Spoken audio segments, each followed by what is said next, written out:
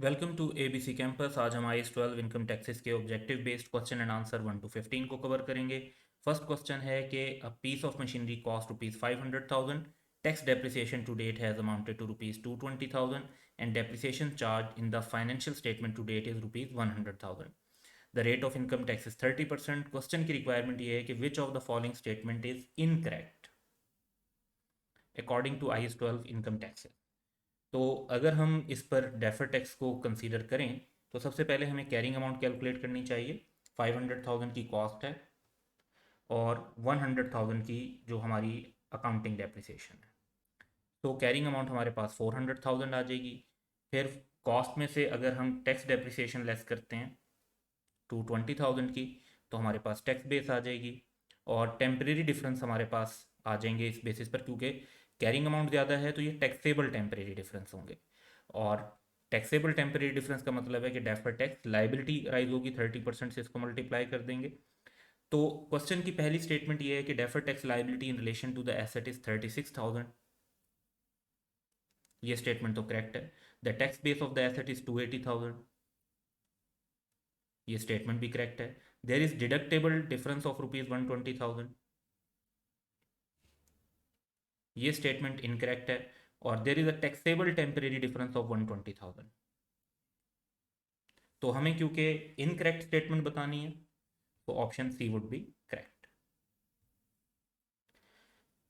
Question 2 है Toll limited accounting record shown the following, जिसमें income tax payable for the year, उसके बाद over प्रीविजन previous year की दी हुई है, opening closing defer tax liability given है। क्वेश्चन की रिक्वायरमेंट ये है कि what is the income tax expense that will be shown in the statement of profit और लॉस फॉर द ईयर।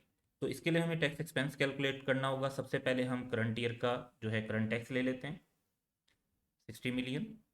उसके बाद जो ओवर प्रोविजन है लास्ट ईयर की, यानी लास्ट ईयर हमने ज़्यादा एक्सपेंस बना दिया था 4.5 मिलियन से, तो उसको इस साल में हम जो है एडजस्ट करके इस साल के करंट टैक्स को रिड्यूस कर देंगे। तो इसको लेस कर देते हैं। और closing minus opening defer tax liability, closing liability क्योंकि ज़्यादा है तो एक्सपेंस होगा, तो डेफर टैक्स एक्सपेंस कैलकुलेट कर लेते हैं। तो टोटल हमारे पास बन जाता है 56.1 million. So option D is correct.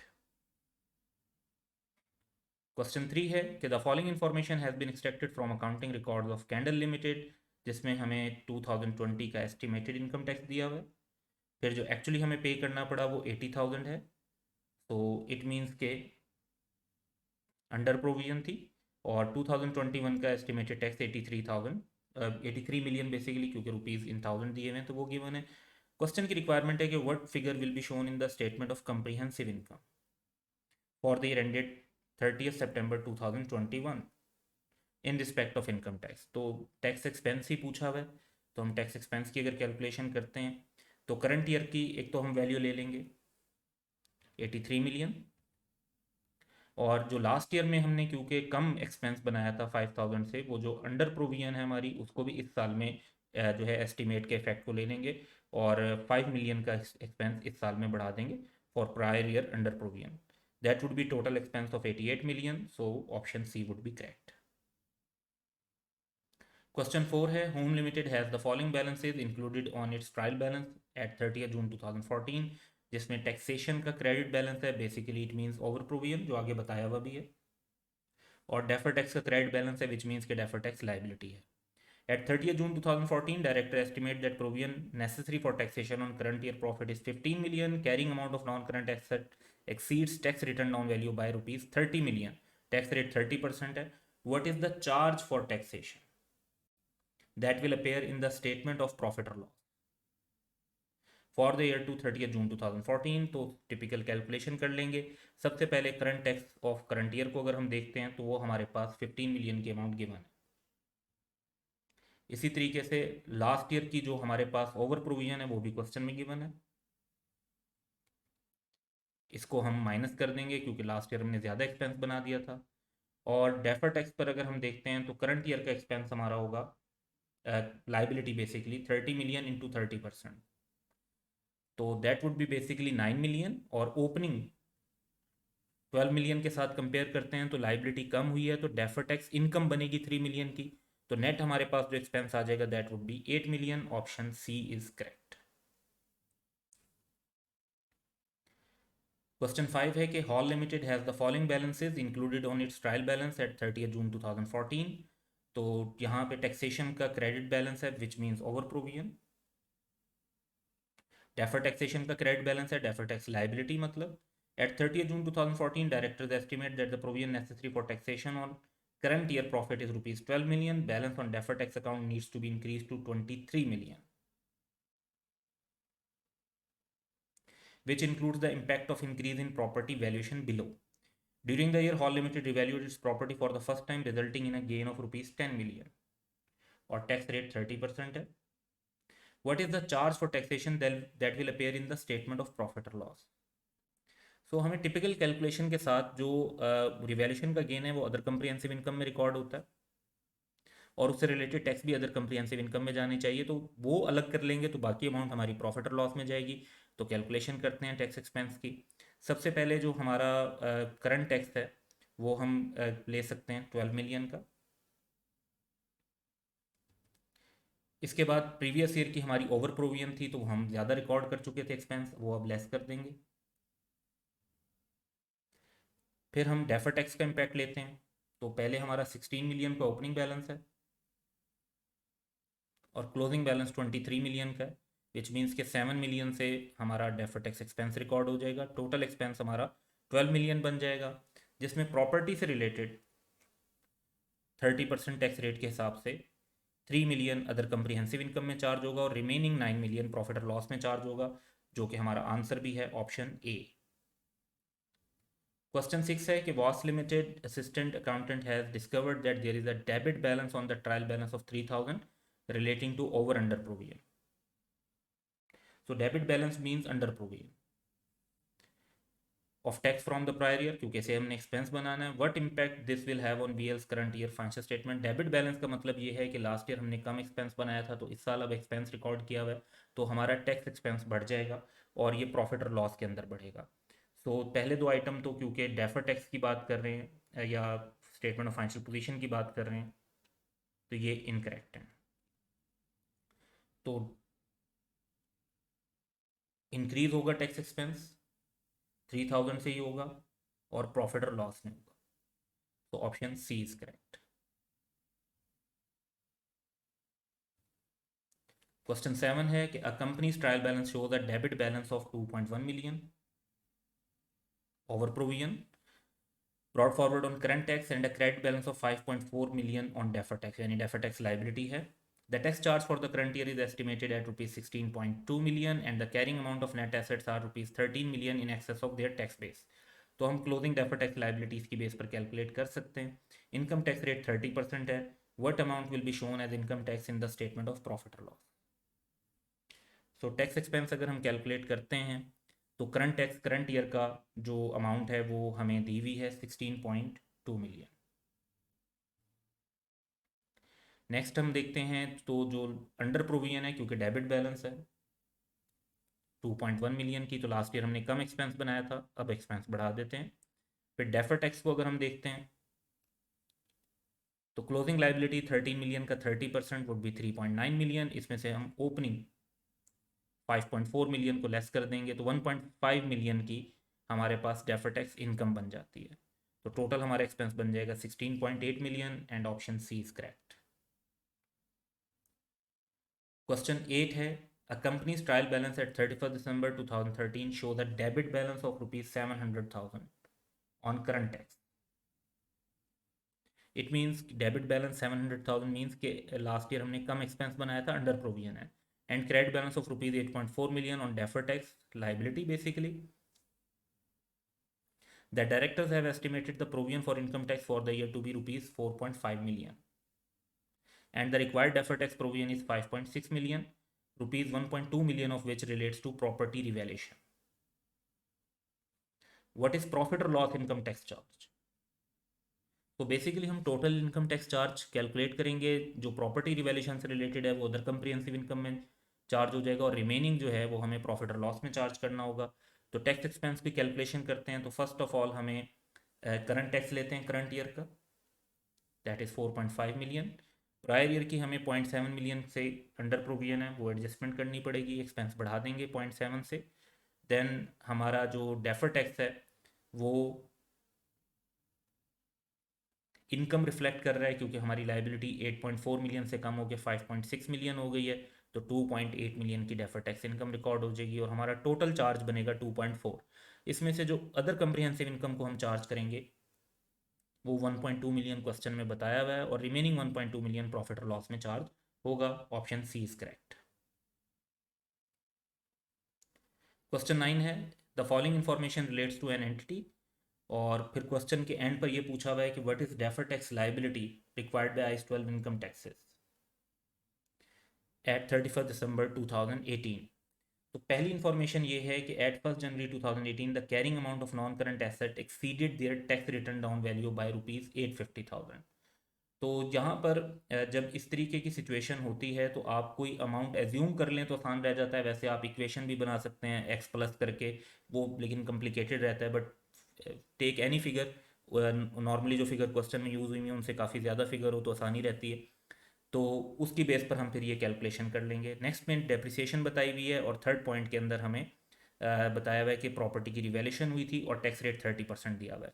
सो पहली बात हमें ये पता चल रही है कि 850,000 से कैरिंग अमाउंट ज़्यादा है। दूसरी बात ये चल रही है कि एंटिटी ने जो डेप्रिसिएशन टैक्स पर्पज़ के लिए क्लेम किया वो 500,000 है और जो अकाउंटिंग में चार्ज किया वो 450,000। थर्ड पॉइंट में रिवैल्यूएशन की है जो कि 250,000 से, और टैक्स अथॉरिटीज ऑब्वियसली रिवैल्यूएशन को कंसीडर नहीं करती, tax rate 30%।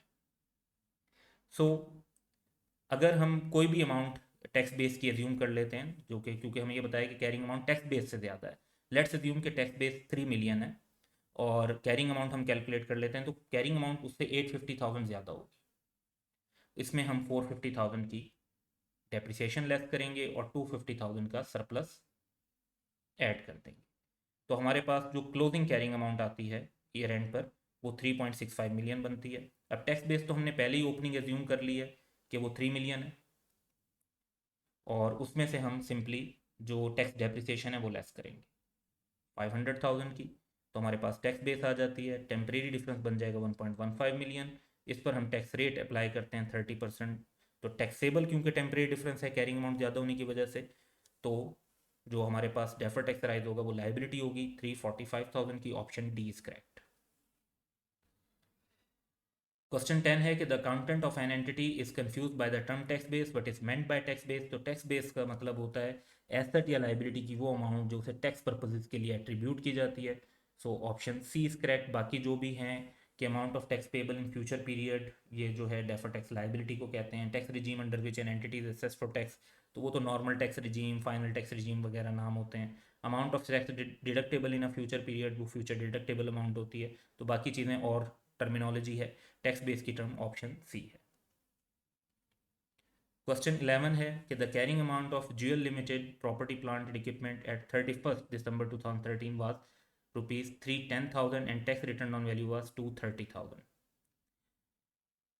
The following data relates to the year ended 31st December 2014. At the end of the year, carrying amount of property plant equipment was rupees 460,000 and tax return on value was 270,000.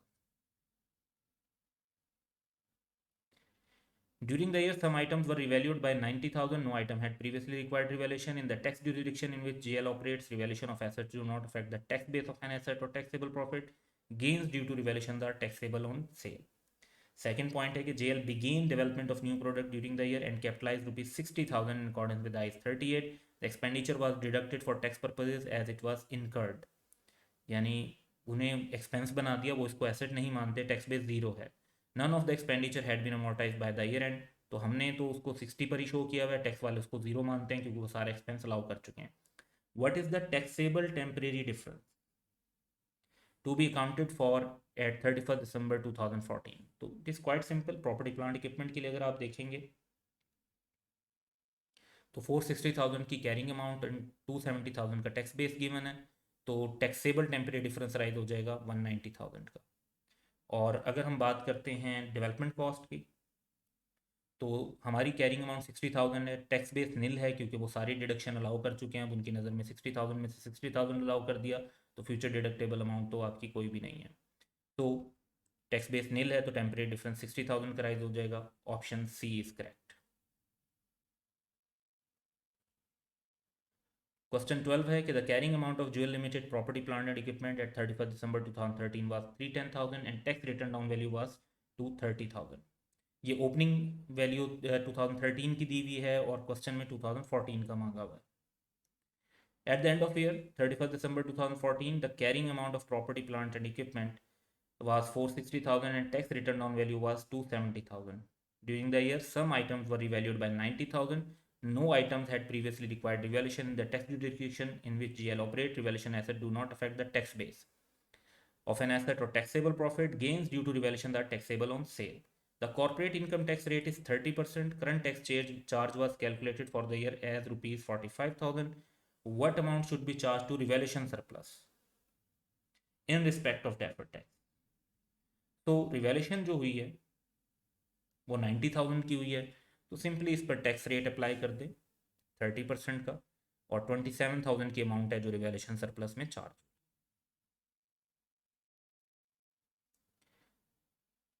Question 13 है the carrying amount of gel limited property plant and equipment at 31 December 2013 was 310,000, tax return down value 230,000। और same previous question वाला data है, उसमें फिर बाद में corporate income tax rate 30%, current tax charge was calculated for the year as rupees 45,000. What amount will be shown as current tax payable in the statement of financial position at 31st December 2014? तो simply ये तो question में खुद ही amount बताई हुई है हमें 45,000 की, और यही आंसर है। क्वेश्चन 14 है कि deferred tax asset and liabilities arise from taxable and deductible temporary differences. Which one of the following is not a circumstance giving rise to a temporary difference? तो पहला है कि depreciation accelerated for tax purposes, यानी tax में ज़्यादा depreciation हमें allow हो रही है, अकाउंटिंग में कम कर रहे हैं, तो ये तो एक टेम्परेरी डिफरेंस है। दूसरा है development cost amortised in profit और लॉस, बस tax was deductible in full when incurred, तो टैक्स वालों ने फॉरन सारा एक्सपेंस अलाउ कर दिया, हम ओवर द पीरियड अमोर्टाइज करके एक्सपेंस बनाएंगे, लेकिन दोनों ही एक्सपेंस बनाएंगे तो इसमें भी टेम्परेरी डिफरेंस है।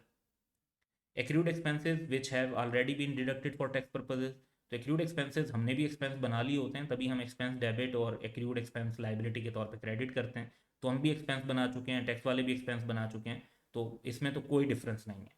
तो that would be our answer कि ये not a circumstance giving rise to temporary difference, ये आंसर होगा। फोर्थ भी देख लेते हैं, revenue included in accounting profit when invoiced, यानी अक्रूवल बेसिस पर, but only liable for tax when the cash is received, तो टैक्स वाले कैश बेसिस पर रेवेन्यू को टैक्स करेंगे, हमने अक्रूवल बेसिस पर कर लिया है, तो यहाँ पर दोनों इनकम बना रहे हैं लेकिन डिफरेंट पीरियड में बना रहे हैं, तो टेम्परेरी डिफरेंस राइज होगा। क्वेश्चन 15 पे देखते हैं, which of the following statement regarding taxation of lease arrangements are true? तो पहली स्टेटमेंट है कि depreciation expense and interest expense should be added back in accounting profit to calculate current tax, बिल्कुल ठीक है, क्योंकि टैक्स अथॉरिटीज डेप्रिसिएशन और interest expense allow नहीं करती, तो इन्हें हम ऐड बैक कर देते हैं। Rental payment should be deducted from accounting profit for calculating current tax, rental payment जो है वो डिडक्शन के तौर पे अलाउ होती है, तो इन्हें डिडक्ट किया जाता है, करेक्ट है। Right of use asset has tax base of nil resulting in taxable temporary difference, totally correct, क्योंकि टैक्स अथॉरिटीज तो राइट ऑफ यूज एसेट या लीज लाइबिलिटी को नहीं मानती, तो इनकी टैक्स बेस नील होती है, और एसेट की कैरिंग अमाउंट ज़्यादा हो तो टैक्सेबल टेम्परेरी डिफरेंस राइज होता है। फोर्थ पॉइंट कि lease liabilities have tax base of nil resulting deductible temporary difference, liabilities में जब कैरिंग अमाउंट ज़्यादा होती है टैक्स बेस तो नील ही है, क्योंकि टैक्स अथॉरिटीज उसको नहीं मानती कि वो लीज लाइबिलिटी है आपकी, तो इसमें भी आपका डिडक्टेबल टेम्परेरी डिफरेंस राइज होता है। This statement is also correct, so option D would be correct, जिसमें चारों स्टेटमेंट्स को करेक्ट बताया हुआ है। That's all for today, have a good day.